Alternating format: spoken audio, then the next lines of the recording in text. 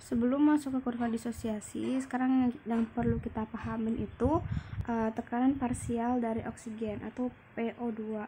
Nah, sebelum masuk ke PO2, di sini kita perlu tahu dulu bentuk-bentuk oksigen yang dapat mengalir dalam darah. Nah, oksigen-oksigen yang dapat mengalir dalam darah itu secara garis besar bisa terjadi dalam dua bentuk. Yang pertama, larut dalam darah. Yang kedua, dia mengikat si hemoglobin atau terikat di hemoglobin. Jadi ada dua, yang terlarut dalam darah sama yang terikat dalam hemoglobin. Nah, yang menciptakan si tekanan parsial dari oksigen dalam darah itu cuma si oksigen yang terlarut dalam darah. Jadi oksigen yang di hemoglobin itu nggak menciptakan tekanan parsial oksigen. Jadi kalau misal aku ngomong PO2 itu tandanya tekanan oksigen yang terlarut dalam darah, yang kayak mencar ada di darah, itu namanya PO2. Terus sekarang kita masuk ke kurva disosiasi. Nah, di kurva disosiasi ini terdiri dari saturasi hemoglobin sama tekanan parsial dari oksigen yang tadi aku bilang. Nah, pertama bahas dari saturasi hemoglobin dulu. Saturasi hemoglobin itu maksudnya apa? Jadi presentasi si hemoglobin mengikat si oksigen.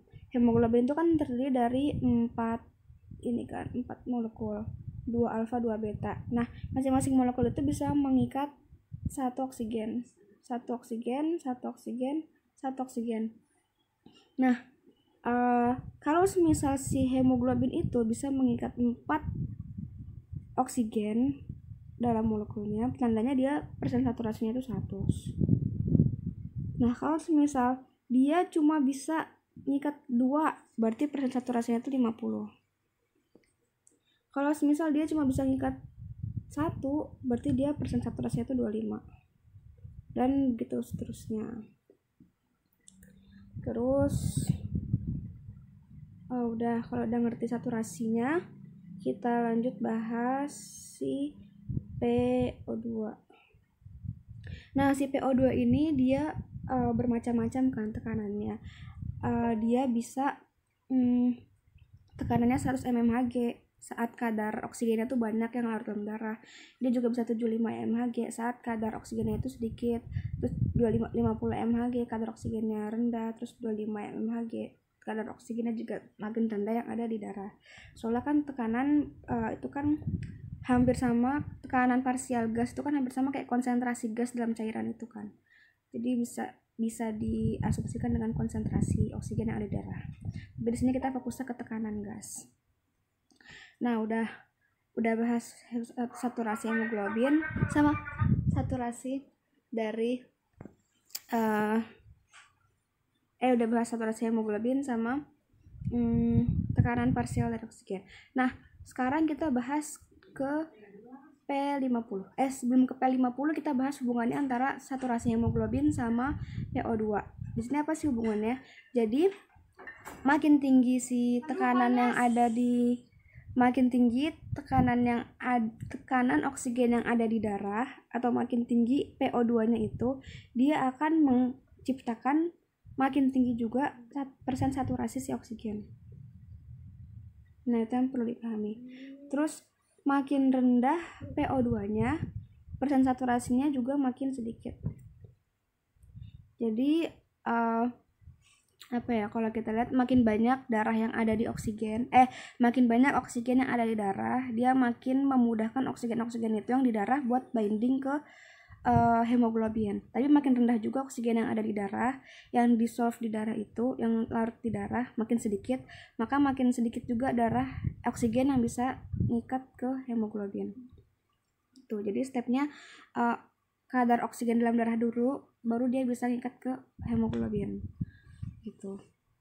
Nah, udah tahu hubungannya di sini, sekarang kita bahas ke P50.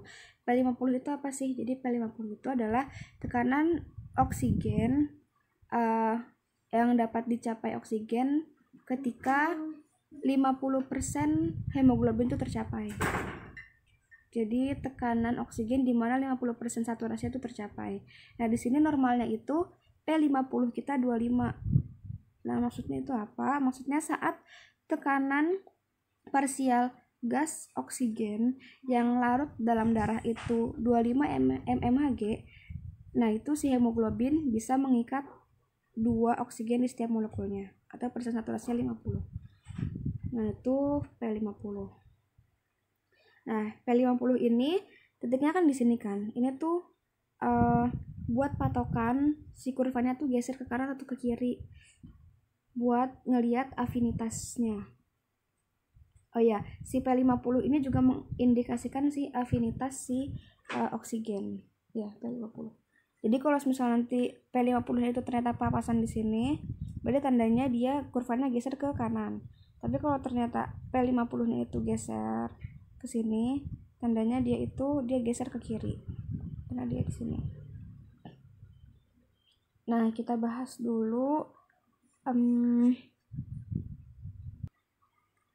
nah, sebelum kita bahas tentang geser-gesernya si kurva ini, kita bahas dulu normalnya.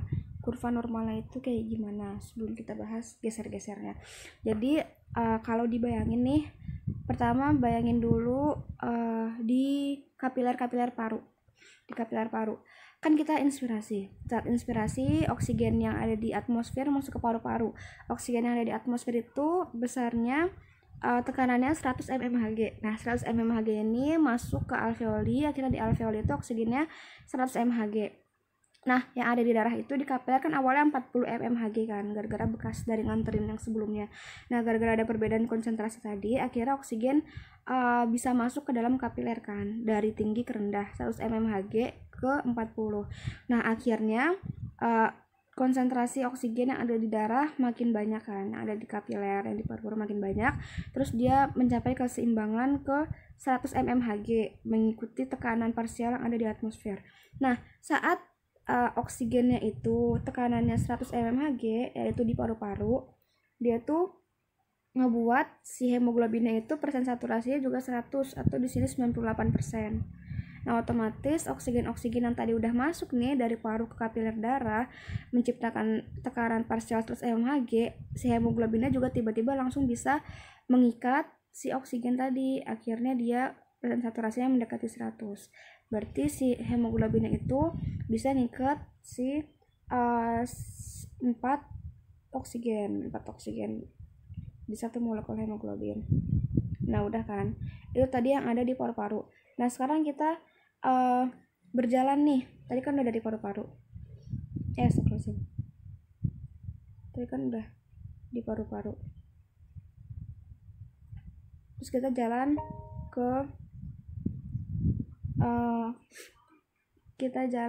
ke jaringan. Nah, di jaringan ini oksigen yang ada di sini, yang ada di jaringan itu dia cuma 40 mmHg tekanan parsialnya yang ada di jaringan, 40 mmHg. Sedangkan darah yang tadi jalan dari paru-paru ke sini itu oksigennya tadi 100 mmHg kan. Nah, gara-gara ada perbedaan tekanan, akhirnya oksigennya turunkan ke bawah. Nah, oksigen yang turun ini baru si oksigen yang cair, yang larut dalam darah. Dia akhirnya turunkan ke jaringan. Nah, gara-gara dia turun, akhirnya dia menurunkan tekanan parsial oksigen yang ada di darah. Akhirnya si tekanan parsial yang ada di darah akhirnya ikut 40 juga kan. Karena oksigennya udah pada masuk nih ke dalam, ngikutin si ini, jadi sama-sama 40. Nah, saat tekanan parsialnya itu 40, tekanan parsial oksigennya itu 40, si hemoglobin itu dia akhirnya saturasinya berkurang. Berkurang jadi berapa? Kalau kita lihat di sini, kalau misal ini kan PO2 kan. Saat PO2-nya itu 40 atau lebih tepatnya di sini, sekitarnya di sini, itu dia ternyata saturasinya segini, 75. Ya kan? Saturasinya dia 75%, berarti kan dia berkurang kan saturasinya. Gara-gara saturasinya berkurang, berarti tandanya dia kayak ngelepasin oksigen yang ada di hemoglobin tadi, yang terikat di hemoglobin buat ngalir ke buat larut ke darah. Nah, saat dia larut ke darah, dia meningkatkan tekanan parsial di darah kan. Misalnya jadi 45. Nah, saat dia naik 45, dia bisa difusi lagi ke dalam. Terus ada hemoglobin lagi nih, kayak turun saturasinya dari 175, dia ngeluarin oksigen lagi. Saat dia ngeluarin oksigen lagi, misalnya ini naik lagi jadi 46. Saat 46 kan berarti dia masih di atas 40 kan. Dia masuk lagi ke bawah. Itu akhirnya difusinya tuh bisa terjadi terus menerus sampai akhirnya semua hemoglobin itu saturasinya 75. Kayak dia udah melepaskan semua oksigennya itu gara-gara tekanan parsialnya tadi, tekanan parsial oksigen. Nah, udah itu tadi di normalnya. Jadi yang perlu dicermati di sini ngaruhnya dari tekanan parsial. Tekanan parsialnya turun akhirnya gara-gara perbedaan tekanan oksigennya masuk, gara-gara oksigennya masuk yang di darah atau di kapiler deket jaringan, dia tekanan parsialnya nurun, gara-gara tekanan parsialnya nurun jadi 40 mHg, akhirnya saturasinya juga berkurang. Gara-gara saturasinya berkurang, akhirnya si hemoglobin bisa melepaskan oksigen. Saat oksigen dilepasin sama hemoglobin, dia mengalir di darah kan, larut darah. Saat dia larut di darah, dia meningkatkan si tekanan parsial darah itu sendiri. Gara-gara tekanan parsialnya juga tinggi lagi, akhirnya dia bisa difusi lagi. Terus menerus sampai saturasi hemoglobin semuanya tuh 75%. Sampai semua hemoglobinnya udah selesai ngelepas si oksigen. Akhirnya tercapai kan, sini 40, di sini 40. Nah, pas udah nggak ada lagi, baru dia balik lagi ke paru-paru. Balik lagi ke paru-paru dengan saturasi hemoglobin udah berkurang dan konsentrasi dari oksigennya itu juga udah berkurang karena udah dihisap sama si jaringan. Udah, itu tadi kondisi normalnya. Udah, sekarang kita bahas faktor-faktor nih yang mempengaruhi bergesernya si kurva ke kanan dan ke kiri. Nah, maksudnya kurva itu bergeser ke kanan dan ke kiri itu mengindikasikan afinitasnya. Afinitasnya itu kayak kuat atau enggaknya si hemoglobin buat ngikat si oksigen. Kuat atau enggaknya. Jadi kalau misal kurvanya geser ke kanan nih, dia seret gini misal, itu jelek. Gini misal. Berarti kan dia P50-nya itu bergeser ke sini kan. Bergeser ke sini. Nah, maksudnya apa sih? Ini maksudnya butuh tekanan oksigen yang lebih besar untuk mencapai hemoglobin saturasinya itu 50. Makanya dia afinitasnya berkurang karena dia kayak butuh oksigen lebih banyak nih supaya aku bisa saturasi sampai 50. Maka afinitasnya dia berkurang. Nah, bisa dilihat juga di sini kalau misal dia kan tadi kurvanya geser ke kanan kan, berarti kan grafiknya di sini. Terus yang tadinya tekanan darah kita, tekanan parsial oksigen kita 25 nih, 25 udah bisa nyampe si hemoglobin saturasinya 50. Ternyata pas lagi di 25 ini dia saturasinya malah segini, malah 25 misalnya, malah 25. Berarti kan dia kayak nggak kuat-kuat banget kan ikatannya, kayak aduh nggak kuat nih, harusnya bisa 50 tapi ternyata yang bisa aku ikat cuma 25. Nah, itu afinitasnya berkurang, kekuatan pengikatan itu berkurang. Dilihat dari saturasinya juga berkurang, terus dia membutuhkan tekanan yang lebih besar untuk mencapai si P50. Tekanan yang lebih besar untuk mencapai 50, itu afinitasnya berkurang. Udah kan? Nah, habis itu kita lihat di sini kurvanya udah aku siapin di ini persen saturasi sama hemoglobin sama tekanan parsial. Jadi semakin tinggi tekanan parsialnya itu persen saturasinya juga makin tinggi. Kalau misal tekanan parsial si oksigennya cuma 10, yang bisa diikat di hemoglobin juga cuma 25%. 25-50, terus 75% tadi ada di 40. Terus kalau misal tekanan parsial 100 mHg, dia bisa mengikat 100% si oksigen yang ada di hemoglobin. Dia tadi. Nah, terus ini tadi pergeseran kurva. Yang tadi aku bilang ini yang ke kiri tadi. Nah, yang tadi P50 nya itu naik. Harusnya tadi P50 kita ada di 25 nih, P50, tapi ternyata P50 kita malah di sini, misalkan ada di 40. Jadi untuk mencapai persen saturasi 50% ternyata membutuhkan konsentrasi yang lebih banyak. Jadi dia geser ke kanan, mengindikasikan afinitasnya itu berkurang. Nah terus kebalikannya, kalau misal ternyata nih cuma butuh oksigen sedikit, dia udah bisa mencapai persen saturasinya itu 50. Nah itu mengindikasikan afinitasnya meningkat, karena butuh oksigennya aja tuh cuma sedikit, cuma segini, udah bisa mencapai persen saturasi 50. Nah itu tadi pergeseran kurva kanan dan kiri. Nah yang mempengaruhinya itu ada pertama kita yang geser ke kiri ya, ada CO2, pH, temperatur, sama. Nah terus sekarang kita bahas faktor-faktor yang menggeser kurva dari yang normal ke kanan atau mengurangkan afinitas. Contohnya ada CO2 sama pH.